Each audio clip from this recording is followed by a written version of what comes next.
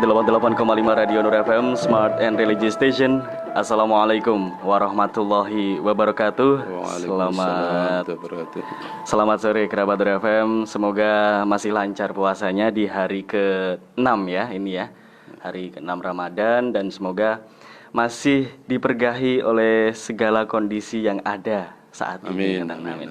Dan sore hari ini dialog Ramadan LDNU bersama dengan Radio Nur FM Rembang sudah kehadiran tamu, beliau Bapak Bupati Rembang, Bapak Haji Abdul Hafid. Assalamualaikum Pak Hafid. Waalaikumsalam warahmatullahi wabarakatuh. Alhamdulillah sehat. Meskipun di tengah kondisi yang seperti ini Pak ya. Iya, kita berusaha untuk melakukan hal yang menuju kesehatan biar sehat ya. Oke, Pak, sore hari ini seperti yang sudah kita woro-worokan sebelumnya, tema yang kita angkat di dialog Ramadan sore hari ini adalah tentang kebijakan pemerintah di tengah pandemi corona. Nah, ini mungkin awalnya bisa dijelaskan dulu Pak, kondisi kasus COVID-19 di Rembang saat ini seperti apa Pak? Ya, terima kasih Mas. Jadi para pendengar Radio Nur FM yang saya hormati dan saya banggakan, dan seluruh warga masyarakat Rembang khususnya, dan semua pecinta Radio FM. Jadi setelah ditetapkan oleh Pak Presiden sesuai dengan peraturan Presiden, kondisi bangsa Indonesia ini kena ditetapkan sebagai darurat COVID-19, sehingga Bapak Presiden punya peraturan instruksi ditindaklanjuti para menteri sampai ke bupati. Artinya apa? Artinya negara ini harus hadir untuk menangani masalah COVID ini. Tidak boleh diam. Oleh karena itu, Presiden, Gubernur, sampai Bupati ini sudah melakukan kebijakan-kebijakan yang sudah barang tentu. Kebijakan ini harus sejalan. Tidak boleh kabupaten maupun provinsi menyimpang dari kebijakan yang ditetapkan oleh Pak Presiden. Jadi untuk di Rembang ya, setelah kami tanggal 28 April ya Mas ya, Maret ya, saya menetapkan Rembang dalam kondisi luar biasa atau KLB, keadaan luar biasa. Ini membuktikan bahwa kami serius di dalam menangani COVID-19 ini. Betul. Kebijakan itu tentu ada konsekuensinya. Salah satunya bagaimana menata struktur yang untuk penanganan COVID ini. Mulai dari keputusan Bupati tentang pembuatan gugus, kemudian surat edaran kepada warga masyarakat, yang semuanya itu dalam rangka untuk penanganan pencegahan COVID-19 ini. Artinya banyak kebijakan baru yang dikeluarkan dalam status KLB ini Pak ya? Ya. Mulai dari perekonomian, kemudian kesehatan, pendidikan, semua kita urus semua. Karena semua kena dampaknya. Terutama pendidikan, Mas. Bagaimana Pak? Pendidikan kita ini, jadi setelah kita tetapkan KLB, pemerintah provinsi juga sudah menginstruksikan supaya jam belajar di sekolahan ini supaya diganti dengan belajar di rumah. Dan ini sudah kami buat surat edaran. Ya. Sampai saat ini pun masih berlanjut Pak ya? Berlanjut, ya. Nah, terus soal pendidikan ini Pak, masih di seputar pendidikan. Apalagi ini juga masuk PPDB, pendaftaran peserta didik baru. Ada instruksi khusus Pak dari Pak Bupati mungkin?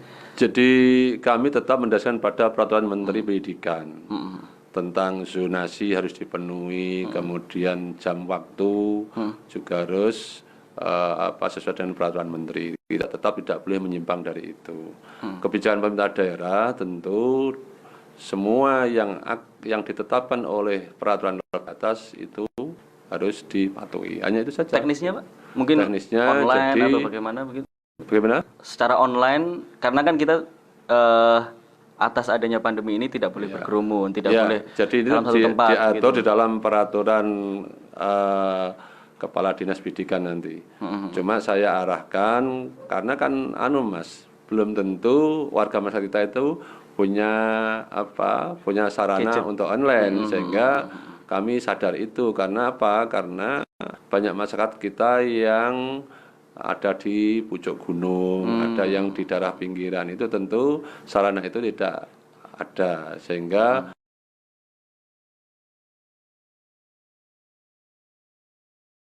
yang sekiranya daerah itu bisa dijangkau dengan online, akan kita online. Kalau tidak, maka akan kita atur dengan ketentuan-ketentuan yang bisa untuk menjaga jangan sampai ada kerumunan, ada gerombolan, dan lain sebagainya.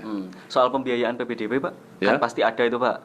Bayar seragam, bayar buku gitu. Jadi, apakah dengan pandemi ini, karena kan berimbas dengan perekonomian, Ya. apakah juga akan berimbas di situ juga, Pak? Memberikan kelonggaran gitu, Pak?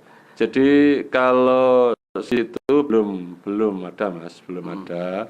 Karena apa? Karena dampak sosial ini sudah di backup melalui bantuan langsung tunai, bantuan sembako dan lain sebagainya. Dan untuk bantuan ke sana belum. Jadi nanti akan kita perhitungkan apakah benar ini kena dampak dari COVID. Ya. Jadi sampai hari ini belum ada arah ke sana. Keputusan pasti soal belum itu, ada, Pak, ya? Belum ada ya. Oke, itu tadi soal pendidikan, Pak, ya? Ya. Selain itu, Pak, pariwisata. Karena Rembang ini kan juga ada salah satu tempat wisata yang Ya. lima Pariwisata besar. sejak awal ditetapkan KLB langsung semua harus kita tutup pariwisata kita. Karena yang pertama itu akan mendatangkan kerumunan banyak orang, sehingga ini langsung kita tutup. Kemudian kopi yang berhiburan juga kita tutup. Kemudian rumah makan, warung yang menetap di rumah-rumah makan ini kita batasi jamnya sampai jam 8, tetapi kalau yang kaki 5 itu kita batasi sampai jam 9. Jadi ini kita sudah melakukan upaya pembatasan. PAD turun besar dong, Pak? PAD kita ini turunnya kurang lebih 22%, Mas. 22%. Mulai Cuma dari dari pariwisata, sektor retribusi, sektor retribusi ini turunnya sampai 40%. Ya, sehingga akumulasi kemarin kita hitung kurang lebih kita rencanakan turun 22%. total dari semuanya, retribusi, pariwisata, dan lain Ya, sebagainya. itu PAD gitu. ya, PAD. Cuman kalau kita bicara APBD ini tidak turun, Mas, Iya, tapi habis. Karena dialihkan. Karena refocusing, Iya. realokasi ya ini oleh Ibu Menteri Keuangan dan Menteri Dalam Negeri melalui SKB-nya dana pos untuk barang jasa modal ini harus dipangkas minimal 50%. Nah, itu, Pak. Dana transfer dikurangi rata-rata 10,9%. Artinya kalau Rembang berapa, Pak? Rembang kita, karena ini, Mas, ya hitung-hitungannya. Hitungnya itu karena DAK kan sudah dihabisi, sudah dihentikan semua. Betul. DAK fisik ini, sehingga yang sudah kita prioritaskan kegiatan untuk DAK ini akhirnya hilang, tidak jalan. Karena dana dari pusat menghentikan, berarti otomatis kita sudah nol, tidak ada. Tidak ada. Contoh misalnya jalan Pandangan Sedan, itu yang kami prioritaskan tahun ini pakai cor, ada salurannya, karena faktanya di sana kalau ada hujan pasti jadi sungai, banjir ya, banjir yang menggenang beberapa hari tidak habis. Karena apa? Karena salurannya tidak ada, kemudian rumah kanan kirinya tinggi sehingga jalan ini menjadi genangan. Oleh karena itu, ini kemarin kami prioritaskan sumber anggarannya dari DAK senilai 12,3 miliar. Kala itu Pak ya, Kala sebelum itu, corona. perencanaan sudah jadi, kami sudah sosialisasi, kami sudah turun sendiri langsung saat dengan PU, karena di sana itu perlu ada komunikasi yang baik. Karena apa? Karena salurannya sudah sebagian dipakai, dimanfaatkan oleh warga. Saya kami turun langsung sama PU untuk koordinasi, alhamdulillah sepakat. Sudah jalan, perencanaan sudah jadi. Belum, tapi perencanaan sudah jadi semua. Oh, iya. Itu baru satu proyek Pak. Padahal itu lainnya banyak, Iya. banyak. Makanya inilah yang menjadi PR kami, mengganggu arus kelancaran ekonomi, sehingga kami harus berpikir ulang bagaimana tetap di sana harus ada pembangunan, meskipun tidak sesempurna yang sudah kami rancang dengan biaya 12 miliar. Maka kami ipre-ipre dengan dana yang ada ini ya, saya kumpulkan, ini akan kami arahkan ke sana. Insya Allah kalau tidak ada hal-hal yang mengganggu ya, kurang lebih nanti Juli Agustus sudah bisa kita mulai. Tahun ini Pak? Tahun ini. Untuk ya. mengerjakan Untuk proyek mengerjakan itu. Itu satu tadi. Itu satu. Jalan lingkar ini. Iya. Jalan lingkar ini yang di Tirman itu, ada masih 1 kilo itu. Iya Pak. Itu kan juga masalah, kemarin sempat viral, ya kan.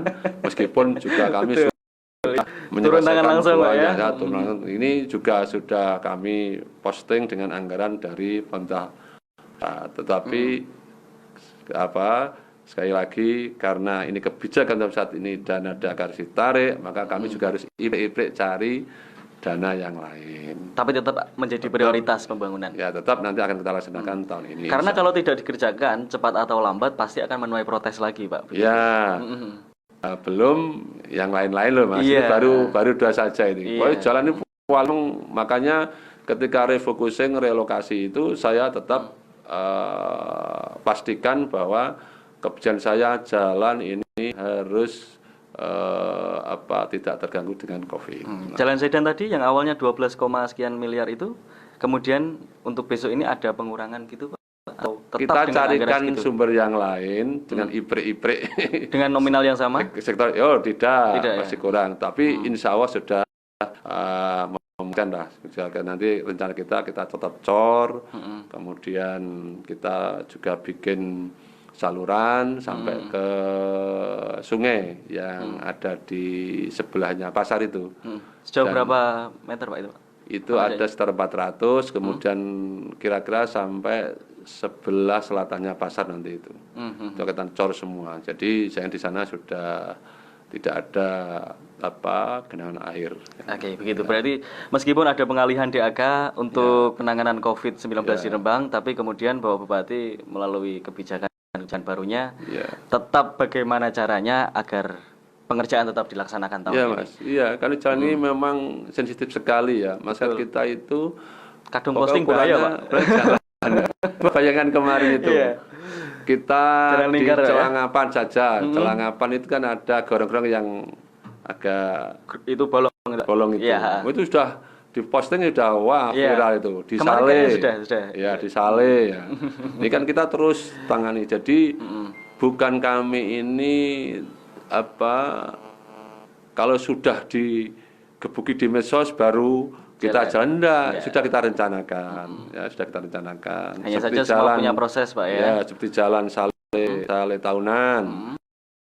Sudah kita rencanakan untuk kita pelebaran meskipun belum sempurna 100%, tetap akan kita mulai tahun ini. Oke. Begitu Pak Bupati, kita jeda iklan dulu buat kerabat FM yang mau ikutan bergabung tanya-tanya bisa melalui WhatsApp, telepon di 0857 133 92885. Tetap stay tune di Radio Nur FM Rembang. Oke, masih stay tune di 88,5 Radio Nur FM Dialog Ramadan bersama saya Didin Mahendra dan sudah hadir beliau Bapak Bupati Rembang Abdul Hafid. Pak, tadi belum terjelaskan Pak. Kondisi kasus COVID-19 atau virus corona di Rembang saat ini berapa? Ya, sampai saat ini yang ODP-nya kurang lebih 525. 525 orang dalam pemantauan. PP-nya hampir 10.000.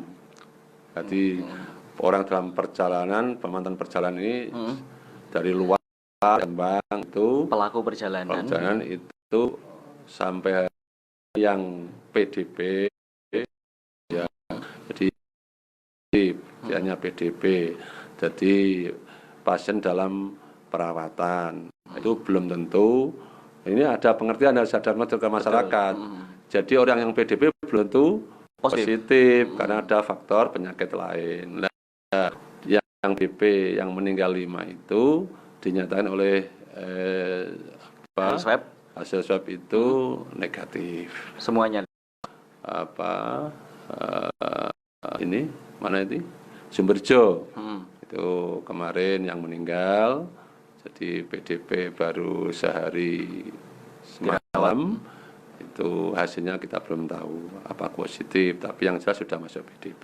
Total saat ini 15 PDP jadi, dirawat di rumah sakit. Sampai hari ini tinggal 15. Positifnya Pak? Tinggal berapa? Positifnya 3. 4 sama orang Pati. Nah, karena ini secara administrasi sudah dihitung Pati, maka Rembang hanya 3. 3 ini yang 2 sudah sembuh, yang 1 ini masih di dalam isolasi karena hasil swabnya belum menunjukkan negatif.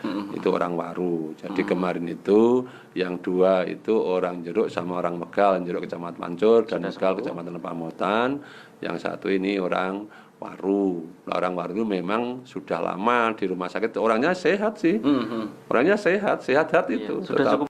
Tapi hasil swabnya kan sampai hari belum dinyatakan negatif, sehingga kami menunggu ketika dari sana sudah dinyatakan negatif, baru orang ini bisa kita kembalikan ke rumah.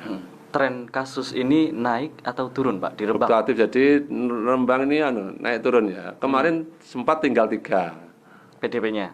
Ya. Terus naik sampai berapa? 26 atau 27. Terus kemarin 3 hari yang lalu 10 sudah keluar dari isolasi. Yang 5 sudah kita rumahkan, yang 5 kita tempatkan di ruang umum karena ada penyakit yang lain butuh perawatan. Artinya apa? Artinya di sini ini masih dalam kondisi mudah-mudahan kondisi aman lah. Jadi negatif semua, yang positif juga bisa sembuh. Amin, amin. Siap. Ya. Itu Kerabatur FM sudah dijelaskan oleh beliau Pak Bupati secara langsung kondisi kasus COVID-19 di Rembang. Jadi banyak bertebaran Pak di media sosial, baru PDP tapi kemudian sudah dianggap sebagai positif, sudah meninggal, akhirnya menimbulkan keresahan warga gitu. Sampai ada yang ditolak gitu Pak ya. Ya itu memang kan ekstrim itu Pak. Iya. Jadi menurut protokol kesehatan ini memang meskipun PDP kalau itu meninggal maka harus diperlakukan sebagai pasien positif, seperti yang positif. Jadi itu protokolnya. Nah, kami harus jadi wajib mengikuti itu. Lah kemudian ada warga yang menolak karena seolah-olah mereka kan beranggapan kalau PDP berarti sudah positif. Makanya harusnya situ. Maka ini ada penjelasan. Ada penjelasan bahwa PDP ini belum tentu positif. Faktanya yang meninggal ini semua negatif. Sehingga saya berharap masyarakat untuk bisa memaklumi karena ini memang pemerintah sudah menetapkan protokolernya PDP itu seolah-olah seperti positif, maka saya mohon masyarakat juga bisa memahami.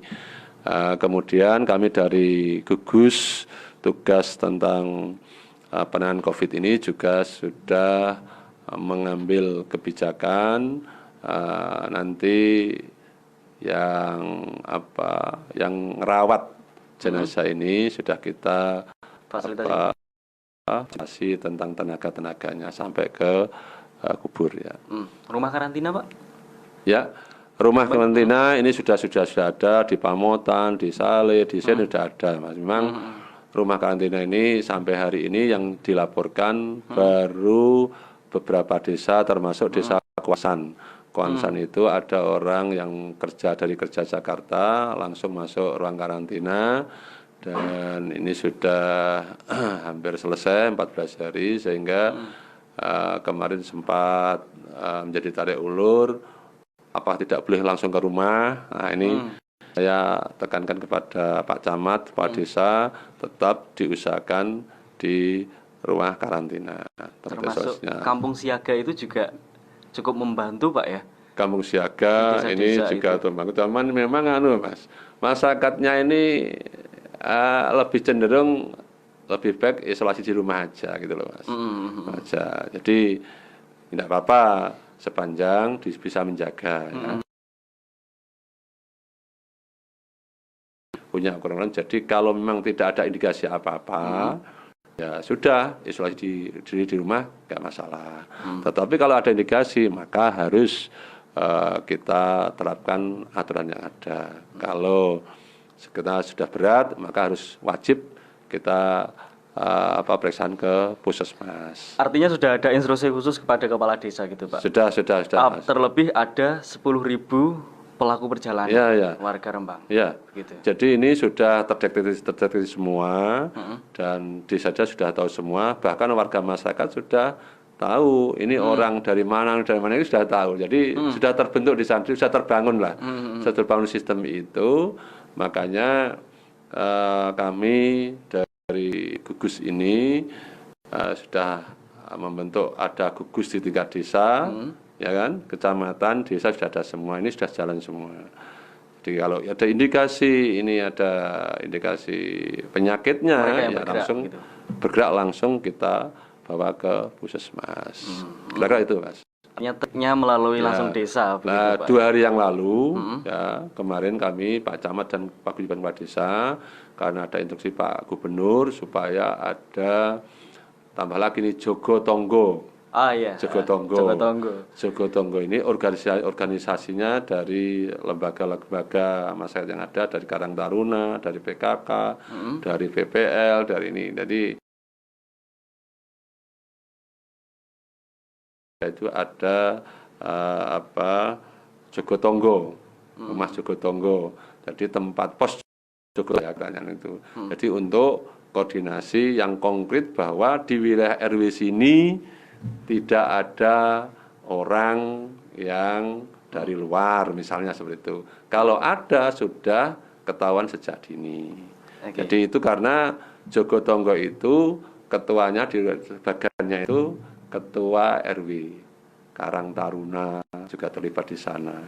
Oke, Pak Bupati, saya sudah terhubung nih Pak dengan salah satu kepala desa. Nah, barangkali bisa langsung mohon dinaikkan Mas volume teleponnya. Ini Kades Pamotan Pak. Iya. Silakan aja. Karena ini juga baru saja membentuk kampung siaga. Ya. Di sana juga kebijakan. Halo, selamat sore Mas Ang. Sore, Assalamualaikum Pak Bupati. Waalaikumsalam warahmatullahi wabarakatuh. Oke. Ya Pak Kades.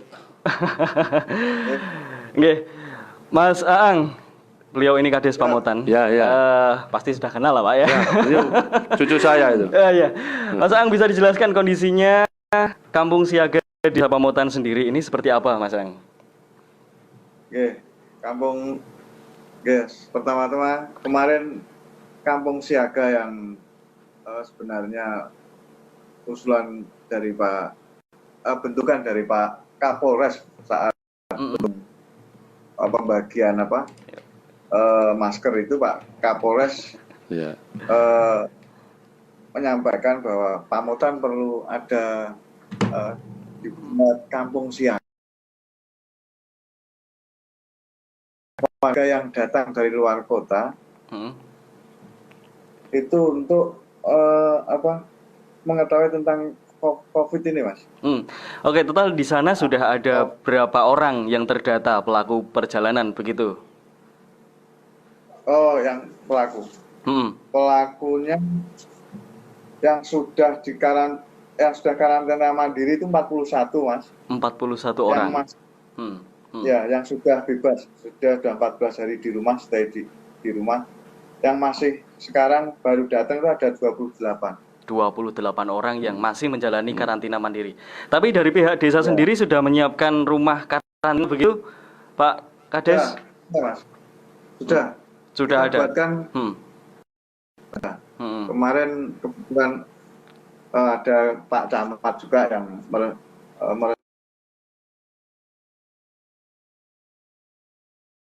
Budaya begitu, Mas Ang ya. kita juga buat surat pernyataan bagi yang datang bahwa yang bertentangan di bawah ini bla bla bla seperti ini, Mas. Warga sekarang yang baru datang kita sodori, dia buat pernyataan, dia mau stay. Kalau tidak, dia akan dikarantina di rumah karantina yang ada di belakang desa. Siap. Mas, ada keluhan nggak? Ada kesulitan nggak di pihak desa menjalankan begitu? Mumpung ada Pak Bupati sekalian langsung gitu, Pak. Alhamdulillah warga Pamotan yang milenial ya, kekinian. Sekarang ini warga sudah, kalau ada warga yang baru datang, mereka SMS ke RT. Biasanya RT yang lapor ke desa. Kalau enggak, dia lapor ke hotline kami yang sudah terpasang di RT itu kan sudah kita bagi itu. Artinya itu sudah cukup kenceng ya? Ya, WA. Kita cuma minta fotokopi KTP sama orang yang baru datang. Oke, terima kasih banyak Pak Kades, Mas Aang. Sehat selalu, puasanya lancar. Terima kasih banyak. Amin. Ya. Oke. Ini dari Pak Kades. Aku nyambung iso toh. Gimana? Langsung nyambung sana bisa? Bisa. Ayo. Lo lagi, Pak? Iya. Suatu nih. Oke, lagi ya. Ini bisa, Pak. Sudah langsung bisa interaksi. Ya, Pak Kades Pamotan. Halo. Bentar. Tadi terputus, Pak, koneksinya. Nah, ini, Amit. Pak Kades Pamotan. Ya. Jadi itu rumah siaga ya, rumah siaga atau rumah karantina, istilahnya macam-macam lah. Tetapi ini Pak Gubernur minta supaya di desa-desa itu ada jogo tonggo. Jogo tonggo itu nanti bisa posnya di rumah karantina atau di rumah apa istilahnya, rumah isolasi mandiri gitu. Isolasi mandiri itu. Per RW Mas, per RW itu nanti dibentuk jogo tonggo yang anggotanya dari PKK, dari RW, RT, itu hanya untuk tempat koordinasi saja, itu lebih konkret itu. Jadi kalau di desa sudah ada outline-nya seperti itu, maka kalau didukung dengan jogo tonggo ini malah nanti akan lebih bagus. Membudayakan budaya baru. Iya, budaya baru ya. Ini instruksi Pak Gubernur dan kemarin saya sampaikan siap Rembang menjalankan instruksi saya gitu. Makanya saya minta Pamotan jogo tonggo per RW, Pak Kades. Ya. Semalam sudah kita sampaikan yang sudah siap RW itu kebetulan di RW Sridadi, Pak Bupati. Alhamdulillah kira-kira siap untuk jogo tonggo. Semalam langsung kita rapatkan, ternyata RW yang siap jogo tonggo Sridadi. Ya kan Pamotan ada 13 RW itu dibentuk semua malah bagus itu. Wah, itu langsung menjaring semuanya. Karena semua itu. Iya. Cuma memang biayanya ya enggak apa-apa, dana desa aja bisa dipakai untuk itu. Kalau jogo tonggo itu kan prinsipnya gotong royong, Pak. Iya. Tapi paling enggak kan desa harus ada apa ya, stimulus lah ya. Untuk pertemuan, untuk kopi-kopi atau apa. Untuk bersama. Janganlah. Ya. Gitu. Mas Ang, terima kasih banyak. Tadi sudah terputus, tapi kemudian Pak Bupati ingin connect lagi. Terima kasih. Sehat selalu, Mas. Monggo. Itu tadi langsung dari menjelaskan tentang kondisi di desa ini seperti apa. Cukup banyak, Pak, di desa Pamotan. Bahkan 40 yang sudah bebas, 20 yang masih di karantina, 60. Dari pemerintah sendiri, Pak, memberikan langkah pencegahan agar PP, pelaku perjalanan ini, mau dibilangin itu gimana, Pak? Iya, jadi kita sudah memberikan 4 pos di perbatasan, di Sarang, Sale, Bulu, sama Kaliori. 4 pos itu untuk men-screening awal orang luar, ya orang Rembang yang dari luar mau masuk Rembang. Sudah kita screening di situ. Jadi mulai dari rapid test sudah kita siapkan sana. Rapid test itu kalau memang kita setelah kita ditembak ini di atas 38 itu baru di rapid test. Dan sampai langsung dibawa ke puskesmas. Artinya apa? Artinya berarti di luar itu berarti dia sudah tidak ada indikasi penyakit yang mengarah ke COVID. Sehingga meskipun ini tidak ada penyakit, tetapi tetap nanti di desa kewajiban untuk mengisolasikan orang itu, baik isolasi di rumah atau di mandiri ya, atau di tempat-tempat karantina yang disiapkan oleh desa. Oke. Pak Nuhun Sewu, tadi diindikasikan itu maksudnya rapid test positif atau bagaimana, Pak? Rapid test positif itu berarti orang itu belum tentu itu COVID, betul, COVID ya. Baru hanya dites awal tapi reaktif ya, gitu, Pak ya. Reaktif, berarti itu sudah masuk kategori nanti akan menjadi PDP. Ya, berapa orang Pak tadi, Pak? 4? 2 atau 3 atau 4. Tiga. Kemarin laporannya ada gugusnya. Maksudnya akan dibawa ke rumah sakit. Nah, setelah di rumah sakit ini kan ada tes lagi. Ada prosedur yang lebih panjang ya, gitu, lebih detail, lebih detail karena ahlinya kan di sana di rumah sakit. Dan alhamdulillah 3 ini ternyata tidak jadi masuk PDP. Oke. Soal ini Pak tadi Pak masih menyambung yang obrolan kita di awal. Beberapa kebijakan baru termasuk penutupan warung kopi. 2 bulan kita bebaskan dari untuk di pasar. Saya instruksikan orang yang masuk pasar wajib pakai masker. Wajib pakai masker dan tidak boleh berkerumun. Jadi dia beli langsung pulang, tidak boleh jagong-jagong. Artinya tidak ada pembatasan jam operasional gitu Pak? Jam operasional kita batasi hanya 6 jam. 6 jam, mulai jam 6 pagi sampai jam 11 ya. Jam 11. Nah, ini sudah mulai bersih-bersih ya, sampai jam 12 Kemudian muncul Pak pertanyaan dari publik. Ya. Kenapa kok munculnya pembatasan jam 8 malam padahal jam-jam ramai itu senangnya itu di tempat-tempat dingin, di waktu-waktu dingin. Nah, kalau malam kan dingin. Iya, betul. Sehingga ini cepat dia lebih rentan rentannya cepat, jadi larinya lebih kencang kalau dingin.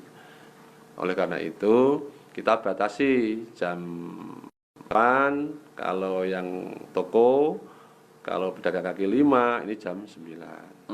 Ini kita batasi, sudah jalan semua. Sudah cukup lama. Baik itu toko modern atau toko-toko yang biasa, warga masyarakat ini semua kita lakukan sama. Alhamdulillah sudah jalan.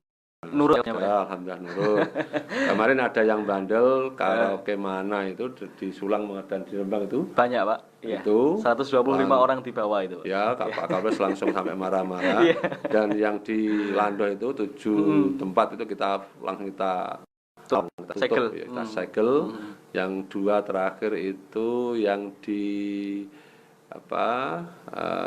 besi ini, itu sebelah selatannya gedung olahraga, gor itu, sama satunya ini yang ada di pasar Pendungan itu.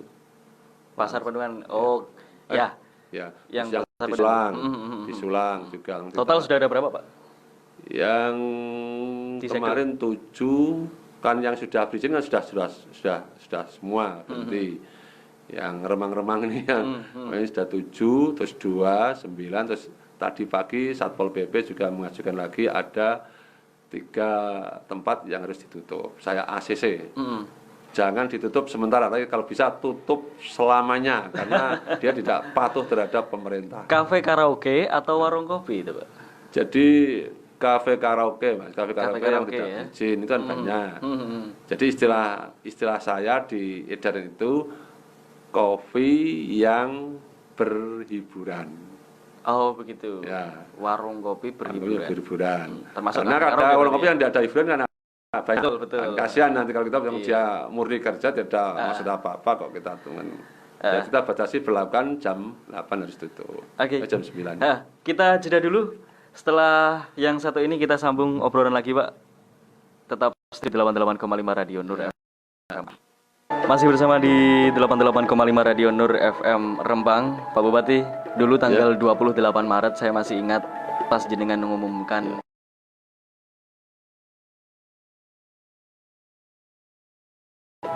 tapi kemudian terbaru ada anjuran dari pusat refocusing. Gitu. Nah, kalau di Rembang ini seperti apa? Jadi refocusing atau realokasi ini memang ini menyulitkan kami. Karena apa? Karena sebagian anggaran ini sudah berjalan, sebagian ini belum.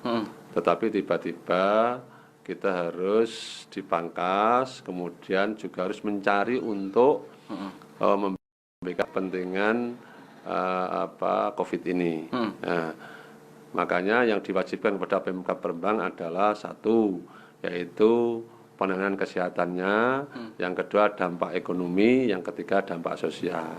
Nah, kami sudah melakukan upaya untuk refocusing yang alokasinya untuk penanganan untuk dampak ekonomi maupun untuk dampak sosialnya. Jadi dampak sosialnya, dampak ekonomi untuk penanganan kesehatannya sudah kita alokasikan kurang lebih 25 miliar 670 juta. 25 miliar 670 juta. Itu untuk penanganan kesehatannya. Khusus kesehatan, Pak. Kesehatannya. Jadi untuk pembelian ADP, APD. APD alat pelindung diri. Ya. Dan lain itu 25. Termasuk rapid test dan lain sebagainya. Terus macam-macam ya, itu 25 miliar. Untuk penanganan kesehatannya. Untuk dampak ekonominya kita sudah menganggarkan 7,2 miliar. Kemudian untuk dampak sosialnya ini kita menganggarkan 37 miliar 992 juta. Dampak sosial, Pak? Dampak sosial. Seperti apa, Pak? Dampak sosial itu nanti akan kita membackup untuk memberikan bantuan langsung kepada warga masyarakat yang benar-benar terdampak.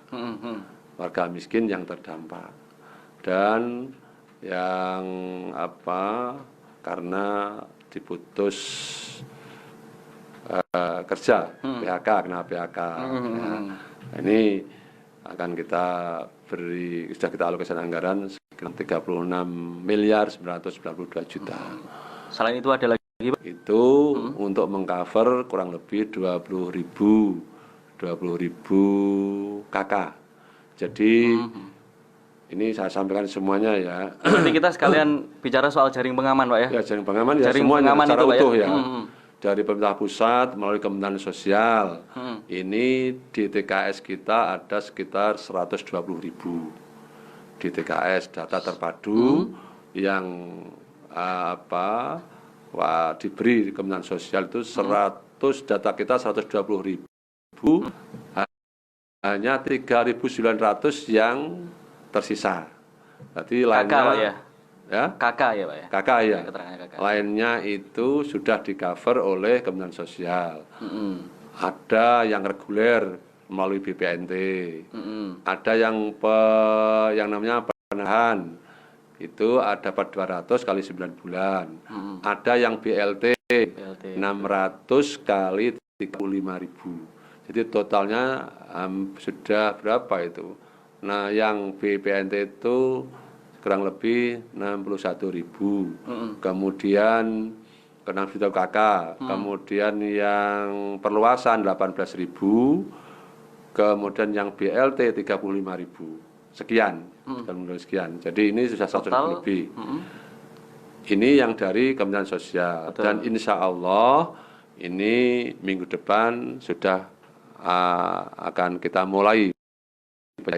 Kami masih mengkompilasi data, sinkronisasi, jangan sampai nanti ada data yang tumbuk, ya, ada double, dapat dari Kementerian Sosial, dapat dari desa, lah ini tidak boleh. Ganda, Pak ya? Ganda, tidak boleh. Jadi prinsipnya yang sudah di cover oleh BPNT, PKH, kemudian kartu prakerja, ini desa tidak boleh masuk di situ. Nah, kan? Sehingga ini perlu ada koordinasi yang baik. Masyarakat mungkin melihat di TV, sudah 2 minggu. Iya, betul. Oh, ini kok belum ada ini bodoh-bodohan akal-akalan. Nah, ini yang saya anggap di medsos itu yang rawan, menakutkan, Pak. Yang gitu itu saya yang aduh. Ya begitu. Betul, kita ini harus tepat sasaran, tepat guna, ya kan? Tentu ada kelemahan-kelemahan ya. Tetapi ini perlu kami jelaskan kepada masyarakat. Memang kita ini dari dulu kan kotanya itu 10, tetapi daftarnya 20. Itu pun datanya kesulitan. Karena antara miskin dan rentang miskin ini tipis sekali. Kadang-kadang ini di atasnya dapat, di bawahnya malah tidak dapat. Nah, tapi untuk hari ini saya pastikan, saya sampaikan kepada masyarakat, supaya ada warga miskin atau rentang miskin atau terdampak yang kelewatan. Karena pemerintah ini sudah hadir untuk mencukupi itu melalui 600.000 BST lain. BST itu kan perluasan BPNT. Jadi BNT kita dapat 61.000, terus kemarin ditambah 18.000. Yang BLT itu yang terdampak, karena PHK dan sebagainya. Nah, ini kita juga dapat 18.000 sama 16 sekian, sekarang ya 35.000 lah. Ini yang bantuan tunai. Dan nanti ini yang menyalurkan ada yang dari kantor pos, ada yang dari BNI. BST itu perluasan itu BNI, tapi yang BLT nanti melalui kantor pos. BSP juga Pak, itu kan juga ada juga. 7 kali 9 bulan itu. Itu kan penambahan perluasan BPNT itu. Oh, begitu. BPNT dan PKH itu kan 61.000 sekian, ya kan? Nah, terus kemarin kita ajukan ditambah 18.000.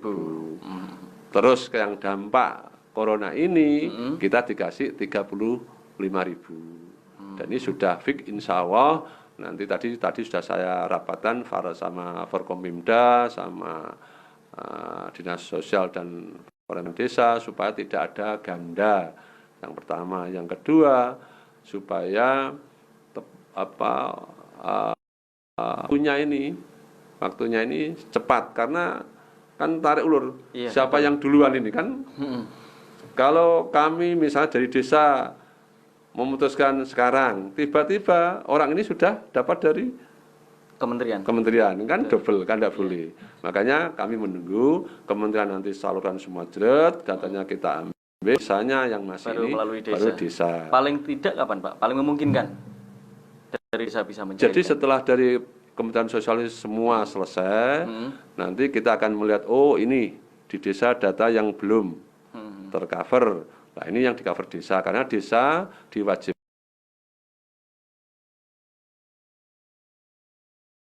bantuan sosial, bantuan langsung tunainya itu 600.000. Kemudian berapa jumlah rupiahnya dari dana desa? Yang di bawah 800 juta pendapatan dari dana desa 800, tetapi yang di atas 800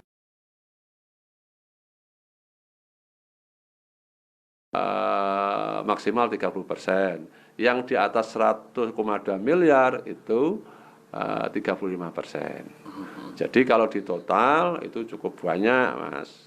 Di up semua itu kurang lebih ada 70 miliar untuk penanganan jaring sosial ini. Di desa-desa. Jadi dana desa. Melalui dana desa. Jadi saya berharap masyarakat untuk sabar sedikit aja. Karena ini data kami kesulitan. Kalau kami memulai dari desa, misalnya kita pastikan hari ini, tiba-tiba dapat dari kementerian.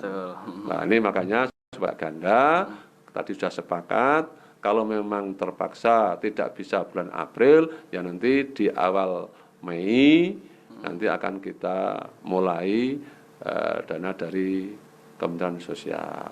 Karena dari sana pun juga datanya aturannya berubah-ubah nih Mas. Jadi untuk masyarakat berarti saat ini pemerintah kabupaten sedang menunggu bantuan yang dari kementerian, PKH, terus kalau itu kan sudah rutin Mas. Iya, BPNT kan sudah BPNT, terus prakerja juga. Itu kan dicairkan dulu. Ya. Jadi nanti baru yang dari dana desa yang akan dicairkan. Sehingga tidak terjadi data ganda gitu ya Pak ya. Kalau desa sudah kok masih ada, nanti kami sudah menyiapkan dari pemerintah kabupaten. Nanti sama pemerintah provinsi kami sudah menyiapkan. Jadi insya Allah kalau benar-benar itu orang miskin dan orang berdampak dan terdampak dari COVID tidak ada yang kelewatan. Karena hitung-hitungan kami itu ada 190.000 sekian gitu. Total semuanya. Kalau itu kalau tidak double ya. Jadi di data kita itu ada 18.000 kakak. Bayangkan kalau yang kita ajukan ini 195.000, berarti kan hanya 12.000 sekian yang tidak dapat. Oh, yang tidak dapat. Yang tidak dapat kan begitu. Kalau 12.000 itu yang dipastikan tidak dapat kan PNS, TNI Polri, perangkat desa, kepala desa. Kan sudah selesai, berarti lainnya dapat semua. Betul. Nah ini kan bahaya. Makanya harus ada kepastian tepat sasarannya ini. Siap. Maka saya berharap masyarakat untuk sabar sedikit. Saya bukan memastikan, tapi insya Allah saya akan membuat aplikasi dari warga masyarakat. Jadi yang tidak dapat, saya nanti akan membuat aplikasi untuk supaya lapor ke pemerintah kabupaten. Ya. Ini baru kita koordinasikan sama Humas ini nanti ya. Jadi agar masyarakat ini yang kelewatan bisa lapor ke juga Pak ya. Ya. Jadi ininya itu Mas. Siap. Kapan Pak KLB akan dicabut? Jadi ini kami kalau bicara mencabut kami belum berani karena tidak menutup kemungkinan nanti, tapi harapannya juga segera mungkin juga selesai ya Mas ya. Tapi kan kapannya saya belum berani. Tapi indikasi untuk mencabut itu apa Pak? Ya? Kriterianya ya untuk karena kita sudah tidak ada yang terpapar, sudah selesai, tidak ada. PDP 0, positif 0. Ya, sudah. Artinya KLB yang mencabut. Oleh karena itu, saya minta warga masyarakat di bulan Ramadan ini tentu banyak kegiatan ibadah, itu tarawih, itu tadarus atau pengajian-pengajian, tetap harus disiplin dengan ketentuan protokoler kesehatan, selalu pakai masker, cuci tangan, pakai sabun, dan jaga jarak. Jaga jarak. Ini saya minta Mas biar kita cepat, karena yang paling mujarab untuk pemutusan penyebaran COVID ini adalah ini. Jadi pakai masker, kemudian jaga jarak, dan cuci tangan pakai sabun. Ya. Jadi saya minta yang ibadah di masjid, di musola tetap harus pakai protokol ini. Nanti kira-kira berbuka pakai apa Pak Bupati? Saya ini Mas. Saya ini sederhana, paling sederhana. Saya ini kan tidak harus mahal, tidak harus yang biasanya yang buka pakai apa Pak? Saya cukup ikan pindang, kerupuk, itu saja. Oke. Air putih Pak ya? Air putih, saya air putih pasti. Nah itu. Ini Pak, kita ada bingkisan Pak. Ya. Kalau biasanya air putih, kita kasih ini Pak, kopi Pak. Kopi apa? Ini kopi melete. Kopi melete. Saya tidak kopi kok Mas. Iya, monggo. Ini ada susunya. Ya. Kedai kopi melete, cuman ini susu Pak. Saya bawa pulang ya nanti ya. Ya monggo. Oke. Ini coklat, ini red velvet. Monggo Pak. Kalau saya bawa pulang masa hanya satu Mas. Iya, dua-duanya Pak maksudnya. Oh, masa hanya dua. anak saya 5. Iya. Cucu saya 8, masa hanya 2. Ya, besok kesini lagi kita. Oke, siap. Ya. Terima kasih yang sudah